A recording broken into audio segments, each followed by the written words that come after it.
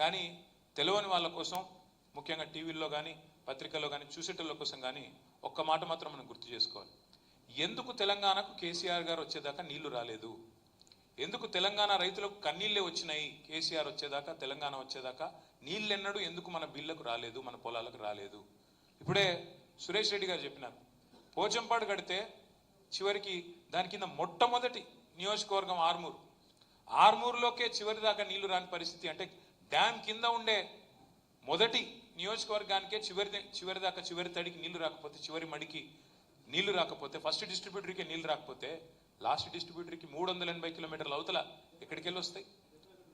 అంటే 71వ డిస్ట్రిబ్యూటర్కి నీళ్ళు ఎక్కడికి వెళ్ళి వస్తాయి? అంటే దీపం కిందనే చీకటి ఎక్కువ ఉంటుంది అన్నట్టు పోచంపాడు కిందనే ఆరుమూరుకు బాల్కొండకు నీళ్లు దిక్కులేవు. ఎందుకు ఈ పరిస్థితిని ఆలోచిస్తే తెలంగాణ జియోగ్రఫీ మనం ఒక్కసారి అర్థం చేసుకోవాలి. కేసీఆర్ గారు ఎప్పుడు మా క్యాబినెట్ సమావేశాల్లో, మాకు పార్టీ అంతర్గత సమావేశాల్లో చెప్తా ఉంటారు, అందరూ పెన్ను పేపర్ పట్టుకొని రాసుకోండి అంటారు, చిన్నపిల్లలకి చెప్పినట్టు. అప్పుడప్పుడు మాకు కూడా విసుగొచ్చేది, ఏం సార్ మనం మరీ బడిపంతులు లెక్క బడిల పిల్లలకు చెప్పినట్టు ఏంది ఇదే. కానీ కొన్ని విషయాలు 1కి 2 సార్లు 12 సార్లు రాస్తే గుర్తుపెట్టుకుంటే మనకు రుబ్బితేనే ఎక్కుతాయి. అట్లాగే ఒక్క మాట, తెలంగాణకు ఎందుకు నీళ్లు రాలేదు, ఎందుకు ఇవ్వలేకపోయినారు అంటే, సరే ఒకటేమో వివక్ష, ఇవ్వకూడదు అనే ఒక ఎజెండా, కిందికి నీళ్లు తీసుకొని పోవాలనే ఎజెండా ఒకటైతే, రెండవది మన తెలంగాణ యొక్క భౌగోళిక పరిస్థితి. ఇవాళ తెలంగాణను భౌగోళికంగా చూస్తే ఇట్లా ఒక గుడిసెలాగా తెలంగాణ ఉంటుంది, ఒక గుడిసె షేప్లో తెలంగాణ ఉంటుంది. ఈ గుడిసెకు ఒకవైపు నుంచి ఒరుసు నుంచి కింది నుంచి కృష్ణ పోతుంది, ఇంకో వైపు నుంచి గోదావరి పోతుంది. కృష్ణా నది 110-120 మీటర్ల మీద, సముద్రానికి 110-120 మీటర్ల మీదకి వెళ్ళి కృష్ణానది పారకం ఉంటుంది మన తెలంగాణ మొత్తంగా చూస్తే. గోదావరి 80-90-100 మీటర్ల మీద గోదావరి. అంటే ఇట్లా గుడిసెలాగా తెలంగాణ ఉంటే ఒక ఒరుసుకెళ్ళి కృష్ణ, ఇంకో ఒరుసుకెళ్ళి గోదావరి, 2 పోతాయి. అయితే ఇక్కడ హైదరాబాద్, ఇప్పుడు ఎక్కడైతే మనం కూర్చొని ఉన్నామో, ఇది 535 మీటర్ల మీద ఉంటుంది. అంటే 80 మీటర్ల కాడ మేడిగడ్డ ఉంటే హైదరాబాదు 535 మీటర్ల మీద ఉంటే మరి నీళ్ళు ఎట్లా తేవాలి? హైదరాబాద్కైనా మార్గ మధ్యంలో ఉండే వివిధ జిల్లాలకైనా ఏ ప్రాంతానికైనా నీళ్ళు ఎట్లా తేవాలి? ఎట్లా తేవాలంటే ఒకటే మార్గం. ఒక రైతు ఇవాళ తెలంగాణ రాకముందు, కేసీఆర్ గారు ముఖ్యమంత్రి కాకముందు తన పొలంలోకి నీళ్లు తెచ్చుకోవాలి అంటే, ఎందుకంటే కాంగ్రెస్ వాళ్ళు ఎన్నడూ పెద్దగా ఈ విషయంలో, ఈ రంగంలో, సాగునీటి రంగంలో పెద్దగా పని చేయలేదు.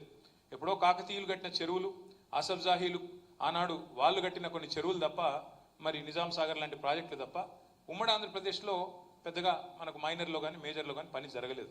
అందుకే రైతులు ఏం చేసినారు, బోర్ల మీద బోర్లేసి, ఒకటే ఒక మూషంపల్లి అనే ఊరిలో ఒక రైతు రామరెడ్డి గారు 57 బోర్లు వేసిన పరిస్థితి. బోర్లు ఎందుకు వేస్తారు? కింద ఉన్న భూగర్భంలో ఉన్న నీళ్లను పైకి లాగడానికి, నీళ్లు లాగి తమ పంటను సాగు చేసుకోవడానికి.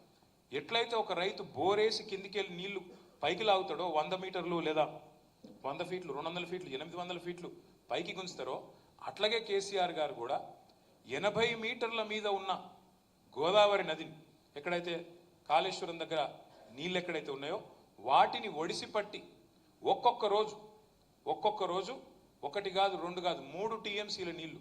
3 టీఎంసీలు అంటే మీ అందరికీ అందాజ కోసం చెప్తున్నా. మీరందరూ ట్యాంక్ బండ్ చూసే ఉంటారు, హుసేన్ సాగర్ చూసే ఉంటారు. Hussain Sagar capacity 1 TMC. అంటే రోజుకు 3 హుసేన్ సాగర్ల నీళ్లను మేడిగడ్డ కాడ పట్టుకొని హైదరాబాద్ దాకా తీసుకొచ్చే బృహత్తరమైన ప్రాజెక్టే కాళేశ్వరము. ఆ మార్గ మధ్యంలో తమ్ముడు చెప్పినట్టు 15 గొలుసు కట్టు రిజర్వాయర్, 1 కాదు 2 కాదు 15 గొలుసు కట్టు రిజర్వాయర్.